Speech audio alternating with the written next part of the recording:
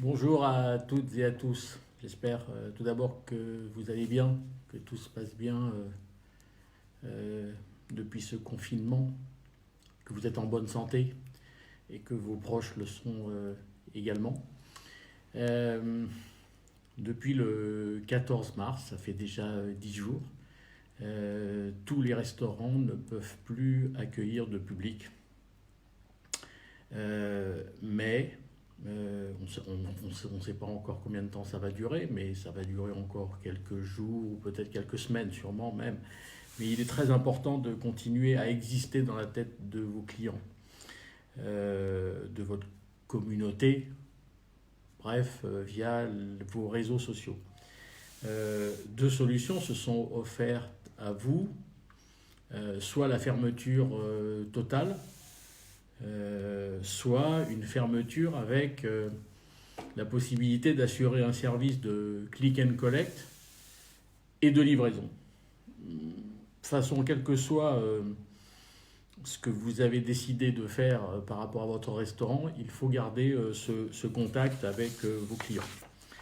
Mais avant de parler du contact qu'il faut entretenir avec vos clients, moi j'aurais tendance à dire qu'il faut déjà qu'on reste en contact avec vos équipes.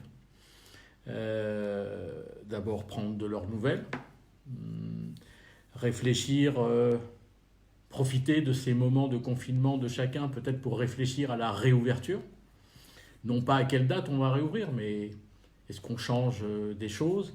Est-ce qu'il y a des nouvelles idées? Peut-être qu'on pourrait travailler ensemble sur la prochaine carte, réfléchir ensemble sur la prochaine carte. Bref, est-ce qu'il n'y a pas des choses qu'on peut changer à la réouverture?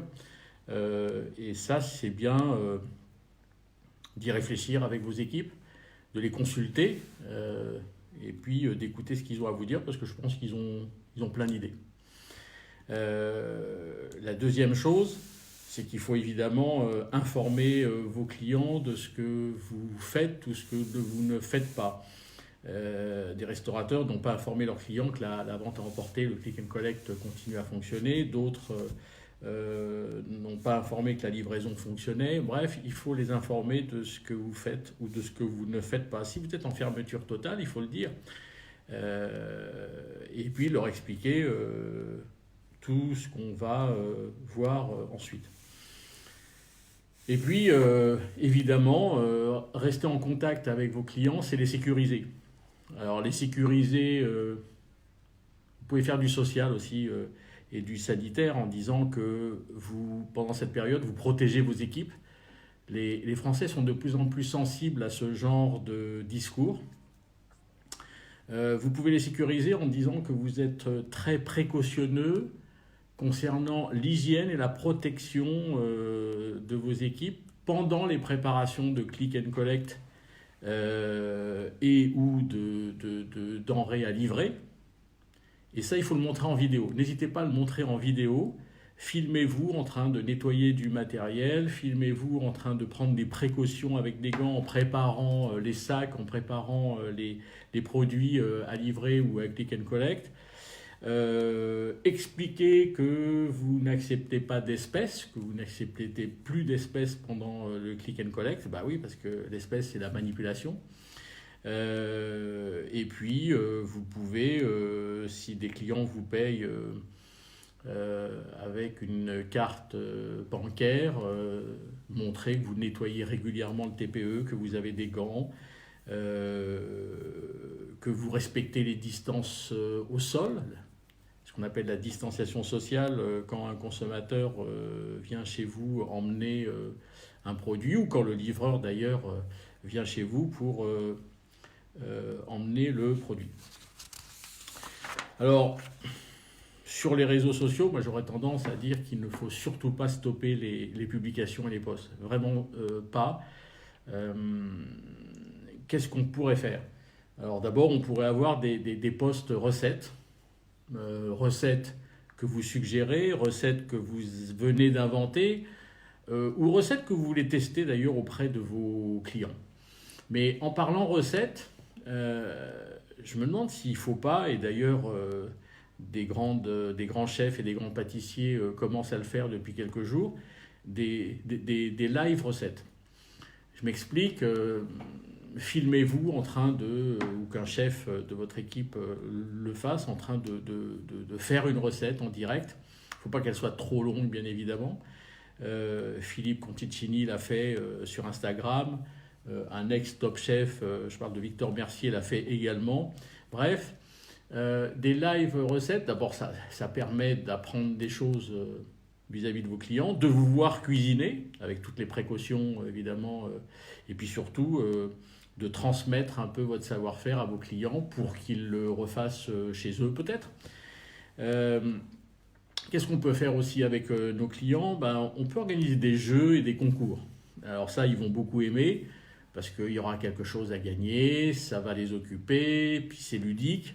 Alors on peut avoir un concours et un jeu sur plusieurs jours. On peut faire une recette en live. Je vous l'ai expliqué il y a 2 minutes. Mais demandez à vos clients de la reproduire avec une touche personnelle. Et cette reproduction de votre recette donnera la possibilité de la mettre peut-être à votre carte à la réouverture. Alors ça leur ferait hyper plaisir. Et je pense que ça serait intéressant. On pourrait organiser également un quiz sur votre établissement, sur votre quartier, sur les commerçants qui sont là, un peu sous forme de jeu. Saviez-vous que poser un certain nombre de questions. Et puis de continuer à poster et à publier, vous pouvez sonder vos clients. Et ça, on l'a fait avec un de nos clients qui poste depuis quelques jours des sondages. Alors des sondages, évidemment, ça fait pas office de sondage à l'échelle nationale, bien entendu, mais vous pouvez leur poser des questions en disant: est-ce que vous aimeriez qu'on ait plus de bio? Est-ce que vous aimeriez qu'on ait plus de services, plus de spectacles en salle? Est-ce que vous aimeriez... Et quel spectacle, en plus, il faut leur demander ce que c'est. Est-ce que vous aimeriez plus de végétal? Est-ce que vous aimeriez un menu plutôt comme ci, comme ça? Bref, leur poser plein de questions comme ça. D'abord, ça serait un signe de reconnaissance pour eux, ils seraient intéressés. Et puis, je pense qu'ils ont beaucoup de choses aussi à dire sur les différentes questions que vous pouvez leur poser. Je fais référence par exemple à une chaîne de poké qui s'appelle Pokawa, qui a fait livrer des menus à des influenceurs choisis. Alors vous en doutez bien que quand les influenceurs ont reçu ça, évidemment ils ont publié sur leur story, et évidemment ça a fait des dizaines voire des centaines de milliers de personnes touchées par ces influenceurs qui, en même temps, passent la marque, etc. Et ça me fait penser à tous ceux aujourd'hui qui font un travail remarquable, les pizzerias et bien d'autres, qui produisent et qui offrent leurs pizzas aux forces de l'ordre, aux soignants. Je trouve ça fantastique, bravo. Mais également aux pompiers, et sans parler des démunis, je parle des associations type Resto du Cœur par exemple. Qu'est-ce qu'on peut faire d'autre aussi avec les clients? On peut aussi leur donner des trucs et astuces pour leur quotidien confiné. Je m'explique. Il faut qu'on petit déjeune, il faut qu'on déjeune, enfin il faut qu'il petit déjeune, il faut qu'il déjeune et il faut qu'il dîne. Est-ce que vous ne pourriez pas leur donner des trucs et astuces? Qu'est-ce qu'on pourrait faire avec le frigo qu'on a tous chez nous? Qu'est-ce qu'on pourrait faire d'innovant? Qu'est-ce qu'on pourrait faire un peu qui se démarque et de rigolo parfois avec ce qu'on a dans notre frigo? Et là, je pense que c'est le rôle du restaurateur de transmettre ces trucs et astuces à ses clients pendant ce temps de confinement dont, je le rappelle, on ne sait absolument pas quand il va se terminer. Que peut-on faire encore avec les clients? C'est de leur parler de la nouvelle carte ou de la prochaine carte qu'on va avoir à la réouverture. Alors, grâce au sondage dont je parlais tout à l'heure, de les consulter, de leur demander qu'est-ce que vous en pensez, qu'est-ce qu'on peut faire, en proposant des nouveaux plats, des nouvelles entrées, des nouveaux desserts, et puis évidemment des nouvelles formules. La formule déjeuner, une formule express nouvelle qu'on créerait, enfin bref, quelque chose de nouveau. Bref, de les embarquer dans une réflexion de la réouverture au travers de la carte qu'ils trouveront lorsqu'ils reviendront, lorsqu'on sera réouvert. C'est un peu un engrenage qu'il faut mettre en route.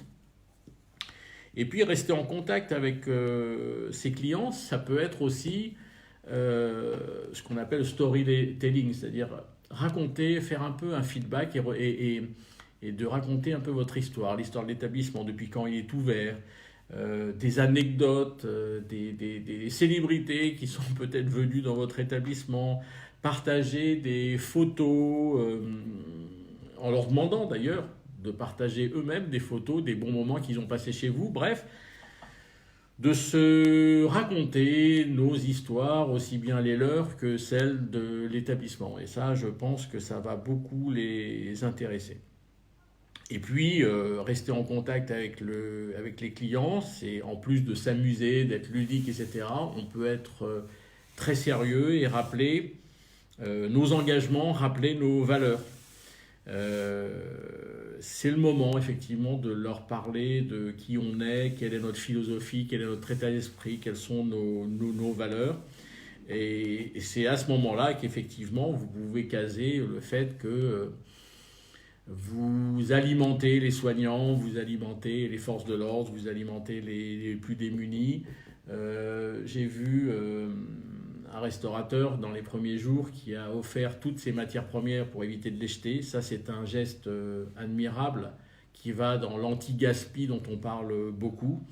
Et d'ailleurs, beaucoup de consommateurs, beaucoup de clients se sont inquiétés du gaspillage qu'il y a pu avoir dans les restaurants dû à une fermeture brutale. Ce fameux samedi soir, il y a 10 jours à minuit.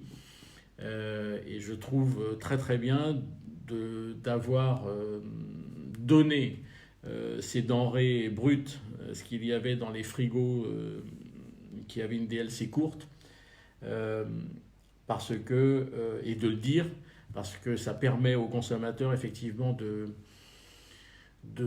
voir vos valeurs et de voir que vous êtes évidemment anti-gaspi. Alors évidemment, on n'en a pas parlé, mais je pense qu'il faut rester en contact aussi avec vos fournisseurs. Il faut entretenir une relation avec eux. Et puis, je le dis avec le sourire, mais il vaut mieux rester aussi en contact avec son banquier. Parce que lui aussi, il peut être inquiet de ce qui se passe depuis 10 jours, parce qu'il n'a plus du tout de rentrée de chiffre d'affaires, ou très très peu. Donc il est important d'être toujours en contact avec lui aussi. En tout cas, l'ensemble de vos publications, posts, messages, appelons-les comme vous voulez, doivent être des infos, comment je pourrais dire, au jour le jour. Parce qu'il n'y a rien de figé, chaque jour qui passe peut nous amener des nouvelles sur la durée du confinement, sur le côté plus restrictif de ce confinement ou pas, sur des perspectives de fin de confinement, enfin bref. Il faut que vous soyez au jour le jour avec vos clients, vos consommateurs, et que vous modifiez votre activité et ce que vous faites en fonction de l'actualité, bien entendu, mais aussi des nouvelles mesures gouvernementales, parce que je pense qu'il y en aura dans les heures ou les jours qui suivent, parce qu'eux aussi évoluent dans leurs décisions suite au briefing qu'ils ont avec leur fameux comité scientifique qui a beaucoup de pouvoir sur eux puisque c'est eux qui leur donnent la marche un peu à suivre au niveau du confinement et au niveau des restrictions. Bref, l'objectif d'avoir ce contact avec eux permanent, c'est d'inciter vos clients à se tenir régulièrement au courant de ce que vous faites et comment vous évoluez. Et ça, c'est très très important pour eux, pour que, en attendant cette fameuse réouverture qu'on souhaite la plus tôt possible, même si pour l'instant on n'a pas de date très précise, mais on imagine que ça va être sûrement pas du mois d'avril, mais très certainement du mois de mai et peut-être du mois de juin. Voilà. Voilà tout ce que je pouvais vous dire à ce stade en termes de garder le contact avec vos clients. Il est très important que vous le gardiez avec vos équipes également, avec vos fournisseurs. Et tout à l'heure, je rigolais avec le banquier, mais c'est pareil. Bref, il faut garder contact avec tout le monde parce que ça nous permet de continuer à avancer, ça nous permet d'informer, ça nous permet de continuer à réfléchir. Parce qu'il ne faut surtout pas qu'on transforme ce confinement obligatoire et strict dans quelque chose où l'on stoppe tout. Surtout pas. Il faut en profiter pour mener des réflexions et pour réfléchir à tout ce qui va se passer et tout ce qu'on va pouvoir faire et toute la relance qu'on va pouvoir faire, parce qu'on n'a pas encore parlé de relance, de la consommation relance après l'ouverture. Mais ça aussi, il faut aussi réfléchir aujourd'hui de quelle manière la communication doit être relancée. Alors, est-ce qu'il faut relancer à la réouverture au mois de mai-juin, ou est-ce qu'il faut attendre plutôt que tout ça se calme sérieusement après l'été? Bref, il va falloir quand même que la relance de l'ouverture se fasse la plus rapidement possible, parce qu'il ne faut pas que ça redémarre tout doucement, il faut que ça redémarre tout court. Si ça pouvait redémarrer très fortement, que les gens ressortent au restaurant très très vite à la réouverture, ça serait une bonne chose. Donc il faut garder ce contact et les inciter à revenir vous voir très très vite dès que vous réouvrirez vos restaurants. Voilà, on organisera d'autres lives sur d'autres sujets importants qu'il faut mener en ce moment et réfléchir en ce moment. On vous préviendra évidemment des dates et des horaires et évidemment des sujets. Et en attendant, prenez soin de vous, prenez soin de vos proches et je vous souhaite un très bon confinement. Réfléchissez bien, profitez-en pour réfléchir et surtout, je le répète, prenez bien soin de vous. À très très bientôt. Salut.